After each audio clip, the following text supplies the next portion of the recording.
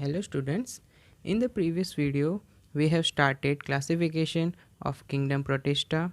So in that kingdom Protista we have seen two groups which were chrysophytes and dinoflagellates. So moving to our next group which is the euglenoids. Euglenoids में ज़्यादातर organism fresh water में पाए जाते हैं, खासकर stagnant water यानी रुका हुआ पानी, जैसे कि पॉन्ड का वाटर हो, वेल का वाटर हो, कुएं का पानी हो। इन यूग्लेनॉइड्स में सेल वॉल नहीं पाई जाती और उसकी जगह पेलिकल नाम का एक प्रोटीन होता है जिससे वो फ्लेक्सिबल होते हैं।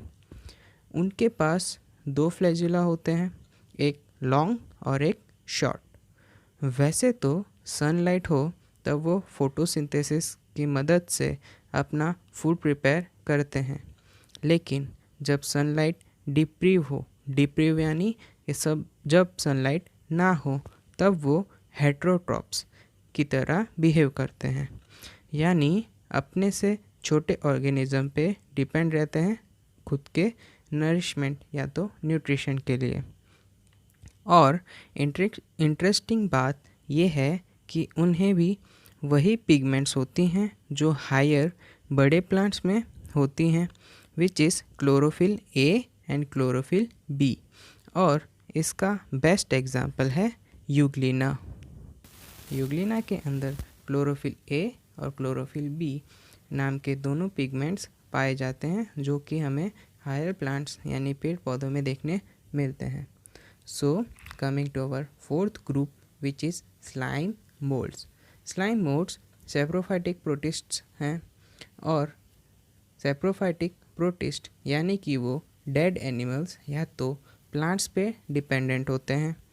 वो डिकेइंग ट्विंक्स एंड लीव्स यानी पेड़ से टूटी हुई डालियाँ या तो पत्तों से वो अपना नीड ऑर्गेनिक मटेरियल का पूरा करते हैं, यानी वो अपना जीवन पूरा सड़ी हुई डालियाँ या पत्तों से अपना जो ऑर्गेनिक मटेरियल्स की जो ज़रूरत है उन्हें वो प्राप्त करते हैं।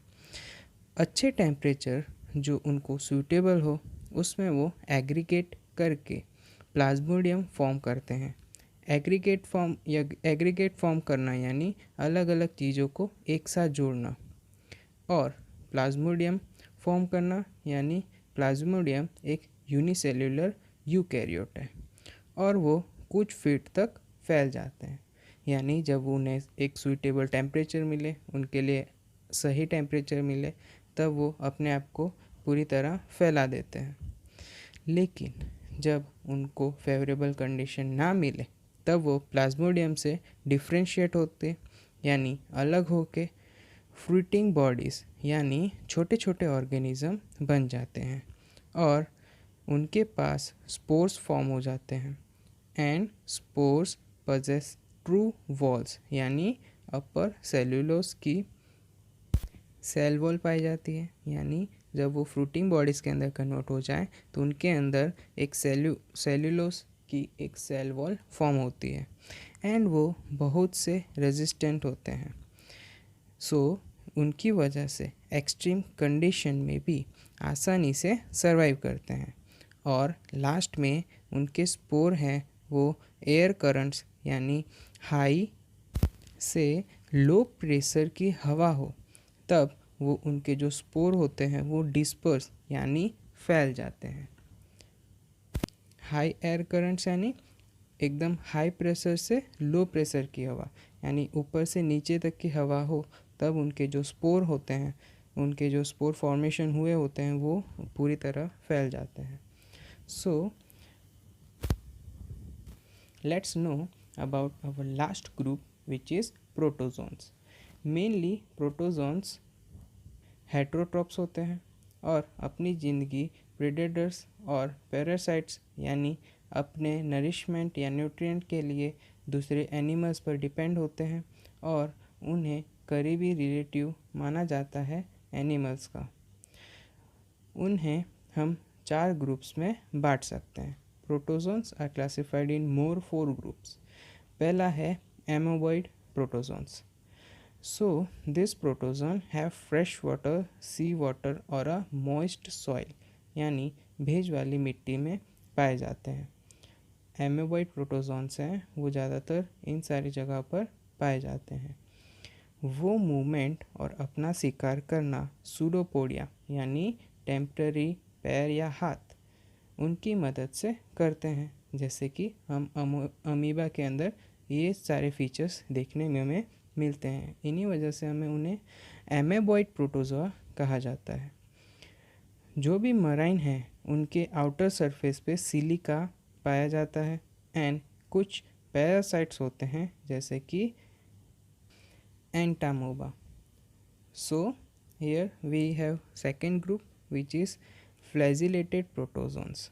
इस ग्रुप के मेंबर या तो फ्री लिविंग होते हैं यानी आत्मनिर्भर होते हैं, या तो पैरासाइट्स यानी दूसरे ऑर्गेनिज्म पे निर्भर होते हैं। उन्हें फ्लैजिला भी पाया जाता है, उनके अंदर फ्लैजिला भी होता है। इनकी वजह से स्लीपिंग सिकनेस यानी नींद की बीमारी हो सकती है, और एग्जाम्पल है ट्राइपानोसोमा। ट्राइपानोसोमा नाम का जो प्रोटोजोन है, फ्लैजिलेटेड प्रोटोजोन है, वो हमारे अंदर स्लीपिंग सिकनेस यानी एक नींद की बीमारी हमारे अंदर पैदा कर सकता है। अब आता है तीसरा ग्रुप जिसे हम कहते हैं सिलिएटेड प्रोटोजोन। ये एक्वेटिक हैं और ये मूव कर सकते हैं और बहुत ही एक्टिव होते हैं सीलिया की वजह से। उनके अंदर एक कैविटी यानी गलेट जो कि उनकी बाहर सेल सरफेस में खुलती है, एंड सीलिया की वजह से कोऑर्डिनेटेड मूवमेंट होता है, जिसकी वजह से food and other nutrient through water gullet के अंदर स्टीयर हो जाते हैं। सिलिएटेड प्रोटोजोन का बेस्ट एग्जांपल है पैरामोइसियम। पैरामोइसियम एक स्लीपर यानी एक चप्पल के जैसा शेप का उसका स्ट्रक्चर होता है। इनके अंदर जो फूड या दूसरे न्यूट्रिएंट्स है वो गलेट नाम की स्पेस की मदद से उनके अंदर एंटर करते हैं। अब हमारा फोर्थ ग्रुप, लास्ट ग्रुप है स्पोरोजोन्स। इस ग्रुप के ऑर्गेनिज्म बहुत ही ख़तरनाक होते हैं। मेनली उनकी लाइफ स्पैन में उनमें एक इन्फेक्शियस स्टेज यानी एक इन्फेक्शन फैलाने वाला स्टेज आता है, जिस स्टेज में वो दूसरे ऑर्गेनिज्म इंक्लूडिंग ह्यूमन इन्फेक्शन फैला सकते हैं। उनके अंदर ये इन्फेक्शियस स्टेज जो आता है उनकी वजह से बहुत सारे एनिमल्स और ह्यूमंस के अंदर भी वो इन्फेक्शन फैला सकते हैं। सबसे नोटोरियस यानी कि वेल नोन या परिचित ऑर्गेनिज्म है प्लाज्मोडियम, और हम उसे बोल सकते हैं प्लाज्मोडियम पैरासाइट, जिससे मलेरिया का इन्फेक्शन लगता है एंड स्टैगर्ड इफेक्ट या तो चौंका देने वाली असर देखने मिलती है ह्यूमन पॉपुलेशन पे।